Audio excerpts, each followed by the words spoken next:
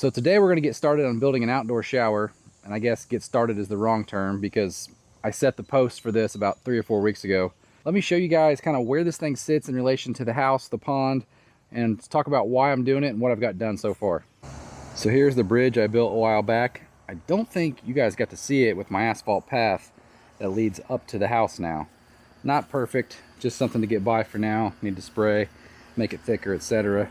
But as you come out of the basement, up the asphalt path across the bridge, the outdoor shower is going to live just beyond this tree. This to be the entrance. It's about 5 feet wide. I probably should have set another post, made a partition, still may do that later. But with the beach out there, the idea here is people can come up here and rinse off before they go in the house, namely our children who like to bring most of the beach inside with them. Well, I thought this would be an awesome place to have to clean up before you go in the house, and quite honestly, the days when I'm out here mowing or weed eating and I don't want to jump in the pond, or it's too cold in the fall to jump into the pond, I can just hit this before I go in the house and not drag that in. So let's talk about how we're going to build this. I don't know if you notice all the garden hoses here. For now, I'm not going to try to bury any pipe. I'm going to use garden hoses as my supply lines. And there are 3 laying here, which will get tidied up at some point, because one is well water, one is hot water, and one is softened cold water. Later I'll show you how I plumbed this inside and why I use quarter-turn ball valves on those instead of a traditional silcock. Let's talk about the structure a little bit here. So these are just 4x4 pressure treated posts. I think they're 12 feet and the holes are about 3 feet deep. I just backfilled with 53 and tamped them in. And the reason they're so long is because if you look at that red line right there and you were to follow that across, that's effectively that grade. So we're going to lose 1.5 feet right away as we bring this up to grade. Now, as far as a drain for this, I'm not putting a pan or anything in here, but what I do plan to do is kind of build a box around this with 2x6. We're going to drop in this drainage tile, and this is the kind that doesn't need like gravel for a French drain. It's already got like packing peanuts wrapped around it.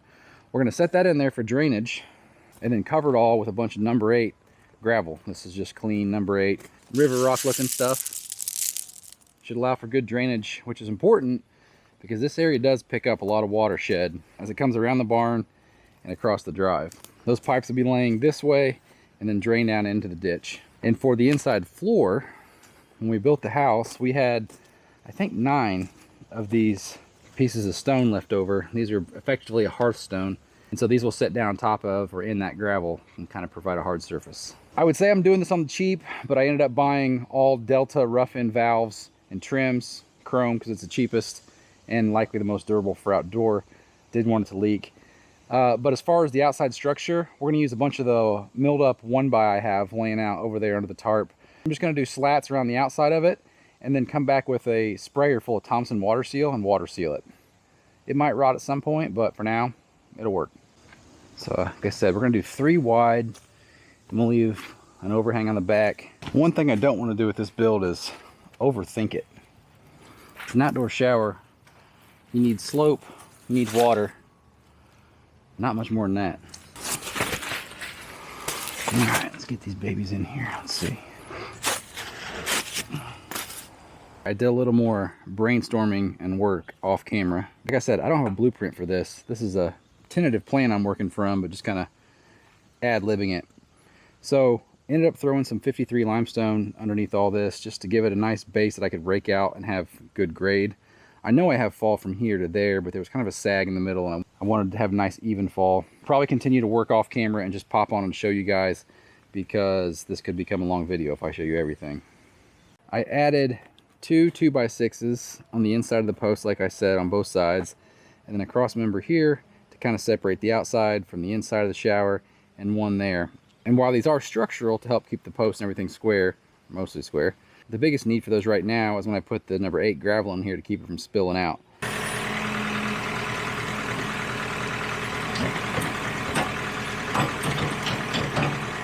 My buddy Chris always laughs at me because I've said before that I have a favorite aggregate, which is weird, right? But it's number 53 limestone, without a doubt. This stuff's so versatile.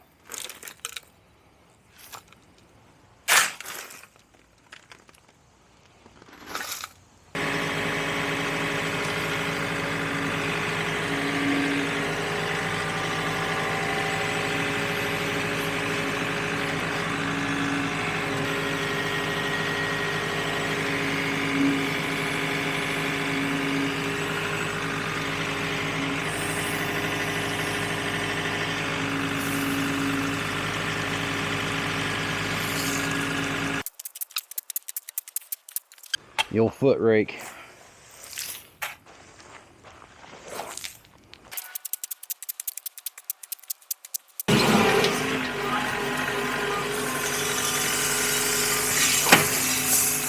There's really no good way to get in there with that tractor bucket, and I could probably make it work at an angle, but I don't want to dump a lot of that 8 on the outside of this.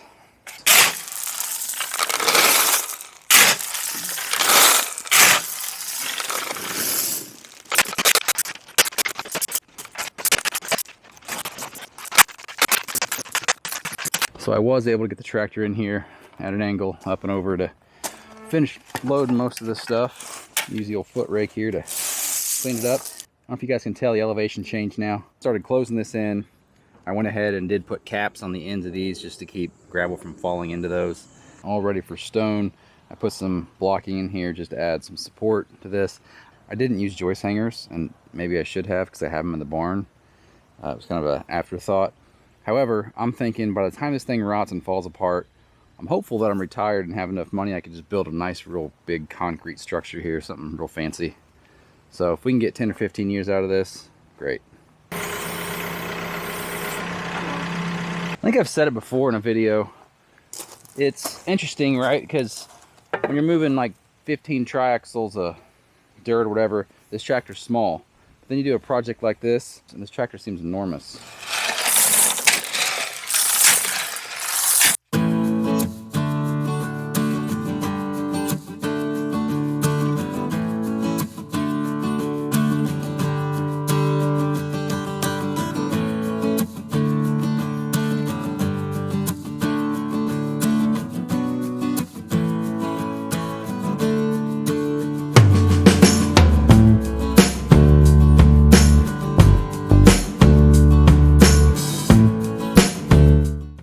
So I have most of my framing done. Probably shouldn't show you this, but so be it. This is life. You'll notice that that is not a perfect right angle. I'm a little out of square here.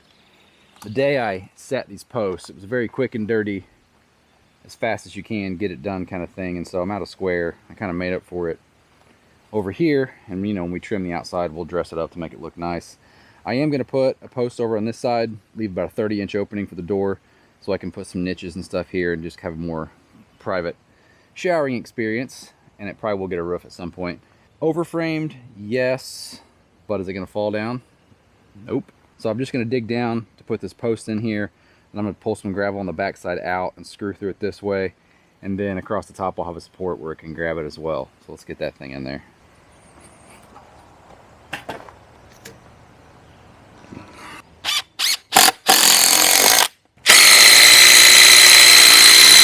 So obviously I've been working off camera, just kind of worked here and there over the last week or so in the evenings and kept moving things forward. So I didn't really video any of that, but let me catch you guys up. I got all my framing finally done and my plumbing. We got a hot and cold water coming in here. I may actually extend these out further so that when I'm, you know, decoupling these, water's not spraying on the sides there. We'll see. You step here into the shower now. Got all the plumbing. So here's the shower valve, and we got the diverter. This one on the left right here will go to the main shower head. This will be the rain head, which is going to be mounted right up there. And then this third side, I may have mentioned, I'm just going to run an extra water line out. And there's all the line that needs to run. Going to run it over here to the outside so we can have a hot water hose bib if we need to fill up pools at the beach, or just to have softened water for, you know, washing a car or something if you want that. I went ahead and pulled all my lumber over here for the outside of this. As you can see, I got one piece there started. That's what it'll kind of look like. And I just went and bought some Trex decking and some roof panels for this. I'm not doing anything fancy with the roof. It's just going to be this polycarbonate kind of plasticky stuff. They had PVC, but it felt way too light, so I went with the polycarbonate. And then my purlins, I am going to put 2x4s on there. I know that's overkill, but I was thinking it might be nice to have 2x4 purlins if I ever wanted to upgrade to, say, you know, heavier gauge metal or something heavier than that will look polycarbonate. So I'm going to sheet the outside first before doing the roof. And here's a look at the material I'm using. If you're new to the channel or haven't been here for a long time, this is stuff that came from our property. We milled it up when we dropped a bunch of trees for our house years ago. I've used it to build a lot of awesome things around the house, but we're getting to that point where I just need to use it up because it's getting in the way. preventing me from storing stuff I need to store. So I'm going to start on this end here, run this to the top, just kind of choosing different pieces for, you know, color variability and size. Not putting any kind of spacer in here because, as you can see, naturally these edges have not been cut down, so there's a little bit of wave to them, kind of a rustic look. Cool with that. Given that that stuff's not treated, I do have some rot treatment that I'm going to spray on this, and then we'll ultimately stain it and seal it. I'll show you that a little later, but let's get busy.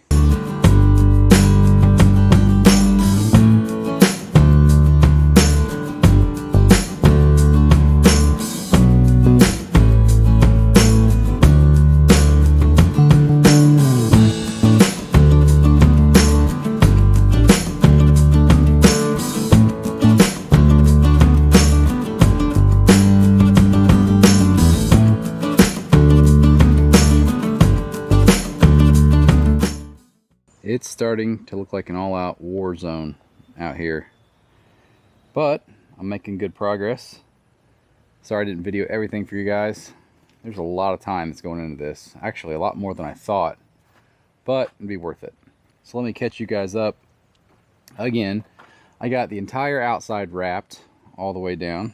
Turned out pretty nice. This side wall here also closed up, and so now when we step in here, starting to look like a actual shower. If I have enough of it, I do plan to put that material on all the inside walls as well. However, I want to spray this inside with the fungicide or the wood preservative that I have, so I may do that tonight and let that sit overnight so I'm ready to go tomorrow. And I got the outside buttoned up as well. The tracks I'll hold off on, the floor on the inside I'll hold off on. If we pop up top, like I said, I went with 2x4 purlins, 16 on center. So I got 7 of them. This thing's rock solid. The polycarbonate's not, you know, super strong, but I can walk up here no problem. All right, I got a few other chores around the property tonight, so I'll pick back up with this tomorrow. So let me catch you guys up yet again. I probably said it once before, but I'm kind of amazed at how much time I'm spending on this. Just when I have time in the evenings, coming out here working for an hour, hour and a half to get things done. All my Trex decking here is not pinned down yet, just dry fit. Gonna have to rip that back piece to make it fit in there, then cut a piece for the front yet and kind of notch my corners. All the sheeting on the outside and most of the inside's done. I'll show you that. The polycarbonate roof is on. Stuff is very easy to work with. Honestly, what's nice about the roof, I was on the fence about putting, actually I'm on the ladder, I was on the fence about putting this roof on at all. I can already tell that with the number of trees we have, it's going to keep a lot of junk out of here, i.e. leaves and sticks. You had already seen the outside of this all sheeted, but let's show you the inside now. So on the shower valve wall, I had enough of the 1x material laying around to finish that wall and this wall with the niche, however you want to say it. From the house build, I also still had a bunch of car siding. So I got that side done, and I'm working on this side. I just finished up plumbing. This is that hot cold bib of softened water that goes out here. So we're gonna have, you know, softened water on demand right here. Oh, need to pin that back. And I'll have a hose reel out here as well at some point. So off camera, I'm gonna finish up the sheeting here on this wall behind me. Then I'm gonna grab that wood preservative and spray the inside of all the shower. So I've already sprayed all the outside walls with that wood preservative, as well as the back side of everything in here, but I'm yet to spray all of this. So once this wall's done, I'm gonna spray that. I'll show you that product at some point. Got the inside fully sheeted and cleaned out now. It looks really nice in here. I kind of like having the different bits of wood paneling. So yeah, that was car siding left over from the house that I've been sitting on forever. And then this is the 1x material we milled up. So now that everything is fully sheeted, I want to treat the inside of that just like I did the outside using this clear wood preservative. I'll link it below if you want. If you're doing something like this and you're planning on staining the wood and not painting it per se, make sure you get the clear kind like this. They make some that's green that kind of mimics pressure treated lumber, and I'm not sure how stain will take on that. So this one's clear. I had bought 2 gallons. I'm using it in a pump sprayer. That's the last of my 2nd gallon there. I got some already in the tank. Got it pumped up here. I'm gonna get going, then I'm gonna turn you guys off, but simply just gonna wet the surface. So I got the cartridges and the trim on, as well as the shower head, and everything is functional. So I'll show you that here briefly. I'm only going to use the top rain head right now because I don't want to get a lot of water everywhere since I just treated this a while ago. I'll tell you, Delta brand stuff is expensive, and for an outdoor shower it may seem like overkill, but this stuff is so smooth and the lifetime warranty is pretty hard to beat.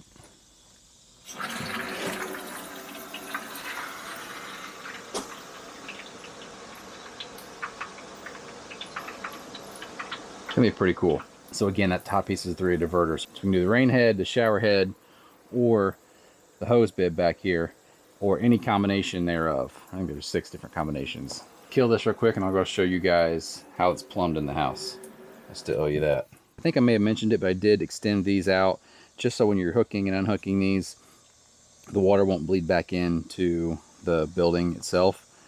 I realize that those are now exposed to UV. I might wrap them with some tape or something, or some kind of sleeve, but wanted to get those kind of away from the building. And as a reminder, we have hot, cold, and garden hose. So hot, cold, and well water. So here we are in the basement where those 3 lines are going outside. Now this isn't anything crazy, but I do want to show you what I did here. I made mention that I used those 1/4 turn ball valves instead of a traditional Silcock, which is weatherproof, right? Well, I put these extra lines on here that come down to a valve, which I'll clean this up and tuck this back. But in the winter, I'll kill the supply lines, which are shutoffs over here further back. I will open the 1/4 turns out there, open this, which means there'll be no water in any of these lines outside or back to the point over here. And we'll just drain these into the sump pit or into a bucket. It's also noteworthy that the hot and cold are 1/2 inch, and I ran a 3/4 inch line for the untreated well water. So I teed off the cold right there, put a shut off, teed off the hot, put a shut off, and that larger blue line right there is actually the run for all of our garden hose bibs, and it has its own shut off already. You can see it right there.